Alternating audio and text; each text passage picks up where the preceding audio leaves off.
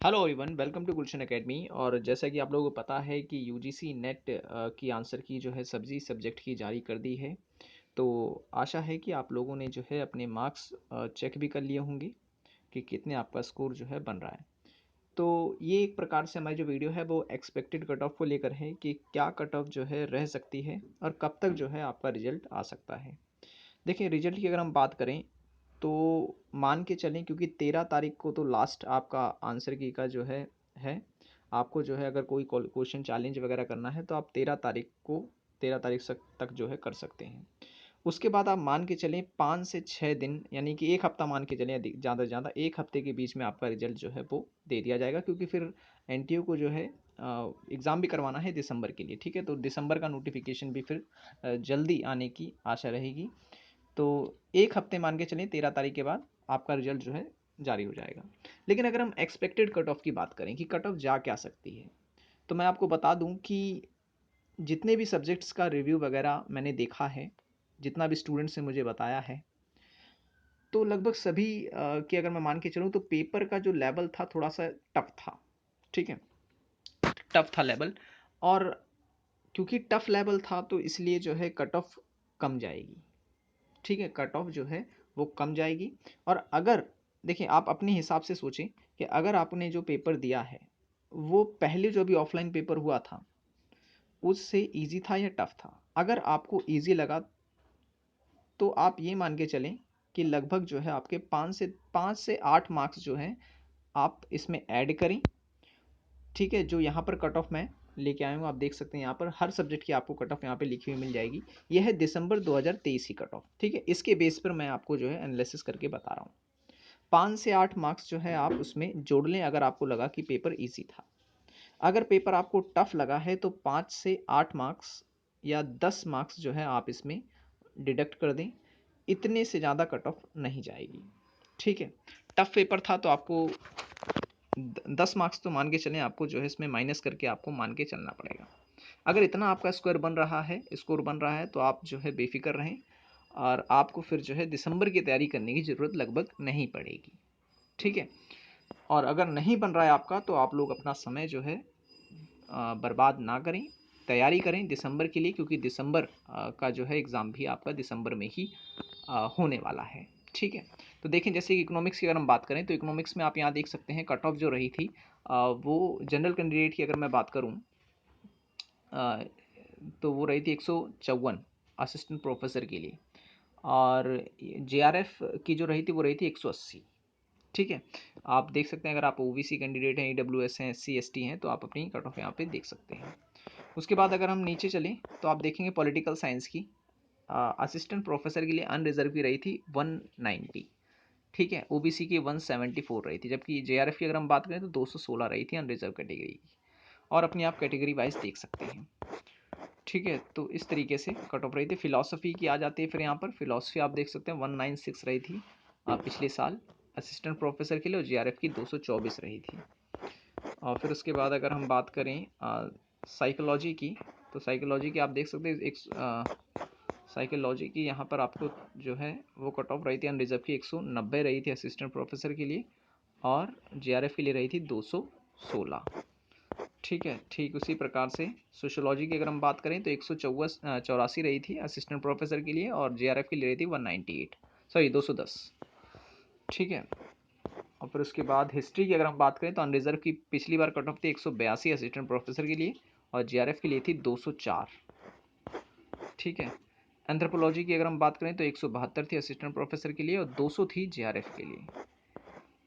ठीक है, एंथ्रोपोलॉजी। और अगर हम बात करें कॉमर्स की तो जो असिस्टेंट प्रोफेसर की गई थी 160 गई थी, और जेआरएफ की गई थी 184 गई थी इसमें। ठीक है, एजुकेशन की अगर हम बात कर लें तो एजुकेशन में असिस्टेंट प्रोफेसर के लिए 184 थी, और 208 थी जेआरएफ के लिए। ठीक है, सोशल वर्क की देखें हम, अनरिजर्व की थी 180। ठीक है, और उसके बाद जेआरएफ के लिए थी 202। ठीक है, सोशल वर्क के लिए। और डिफेंस एंड स्ट्रेटेजिक स्टडी की अगर हम बात करें असिस्टेंट प्रोफेसर के लिए थी 200, और जेआरएफ के लिए थी 222। होम साइंस की अनरिजर्व की गई थी 178 गई थी असिस्टेंट प्रोफेसर के लिए, और जेआरएफ के लिए थी 204। ठीक उसी प्रकार से पब्लिक एडमिनिस्ट्रेशन की अगर हम बात करें तो 190 गई थी असिस्टेंट प्रोफेसर के लिए, और जेआरएफ के लिए गई थी 210। ठीक है, मतलब आप अगर देखेंगे तो 200 प्लस मार्क्स जो हैं अगर आपके, तो आप सेफ स्कोर में हैं जेआरएफ की। ठीक है ना, आपको जेआरएफ जो है आपकी लगभग हो जाएगी अगर आप जनरल कैंडिडेट या ओबीसी कैंडिडेट हैं तो। ठीक है, 200 प्लस की अगर हम बात करें। ठीक है, जिसका इतना हो रहा है तो उसका कुछ ना कुछ तो हो ही जाएगा। ठीक है, और उसके बाद अगर हम बात करें पॉपुलेशन स्टडी की, तो असिस्टेंट प्रोफेसर के लिए 190 गई थी, और कट ऑफ जेआरएफ की थी 208।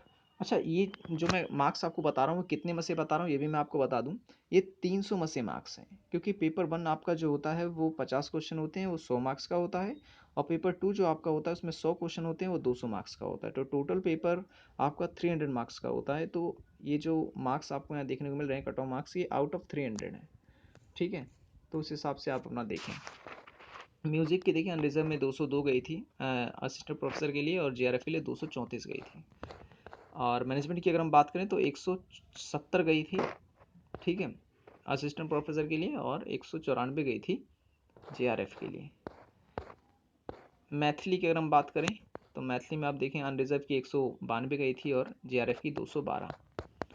बंगाली फिर ये लैंग्वेज आ जाती है, लैंग्वेज हिंदी में आप देख लें, हिंदी में अनरिजर्व की गई थी 160। ठीक है, असिस्टेंट प्रोफेसर के लिए, और 184 गई थी जेआरएफ के लिए। ठीक है ना, काफ़ी कम थी इसमें तो आप देखेंगे हिंदी के लिए। ठीक है ना, जबकि ओबीसी 144 और 170 थी।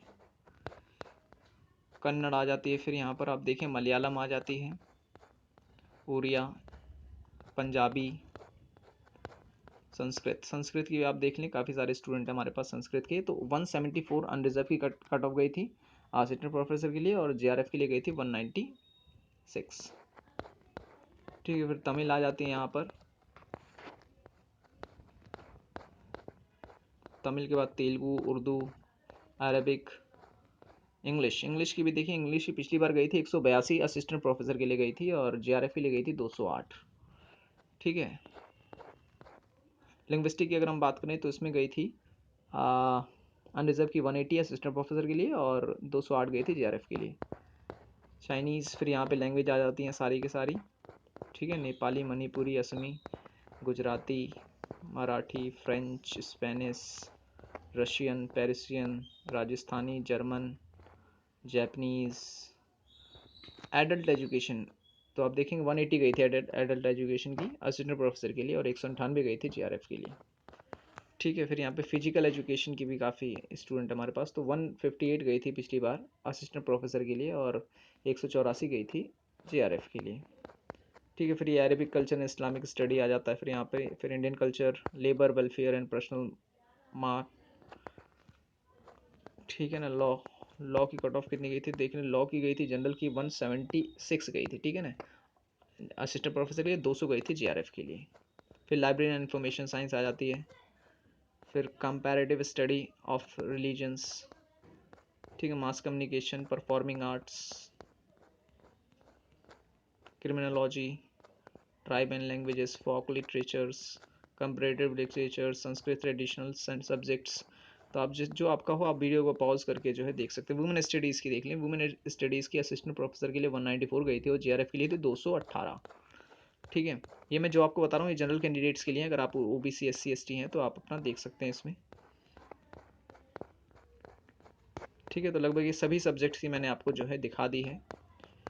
अगर आपका कोई डाउट है तो आप मुझे कमेंट कर सकते हैं। ठीक है, सो आज की वीडियो में इतना ही। आशा करता हूँ वीडियो पसंद आया आपको। Thanks for watching this video.